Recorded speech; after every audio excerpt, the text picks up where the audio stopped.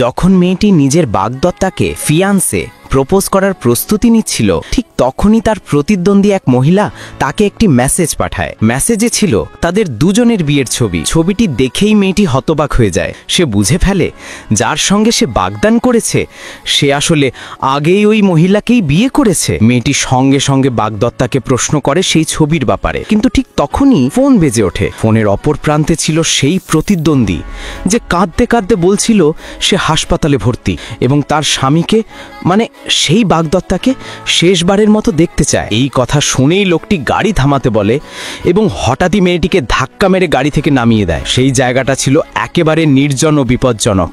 মেয়েটি কাঁদতে কাঁদতে অনুরোধ করে আমাকে শহরে ফিরিয়ে নিয়ে চলো, কিন্তু সে নির্মমভাবে গাড়ি চালিয়ে চলে যায়। হতাশ হয়ে মেয়েটি হাতের আংটিটা খুলে ফেলে। তারপর নিজের মনেই প্রতিজ্ঞা করে এবার আমি দুর্বল হব না। যে আমায় কষ্ট দিল তার মূল্য সে দেবে। সে শহরে ফিরে এসে প্রতিশোধের পরিকল্পনা শুরু করে। একজন ধনী ছেলের সঙ্গে সে ব্লাইন্ড ডেট ঠিক করে, যে ছেলে তার প্রাক্তন বাগদত্তার সবচেয়ে বড় শত্রু ছিল। মেয়েটি ধীরে ধীরে তার প্রেমে পড়ার অভিনয় করতে থাকে, কিন্তু তার উদ্দেশ্য শুধু প্রতিশোধ। ছেলেটিও রাজি হয়, কারণ সেও তার শত্রুকে আঘাত দিতে চায়। কিছুদিন পর প্রাক্তন বাগদত্তা জানতে পারে মেয়েটি তার শত্রুর সঙ্গে বিয়ে করেছে।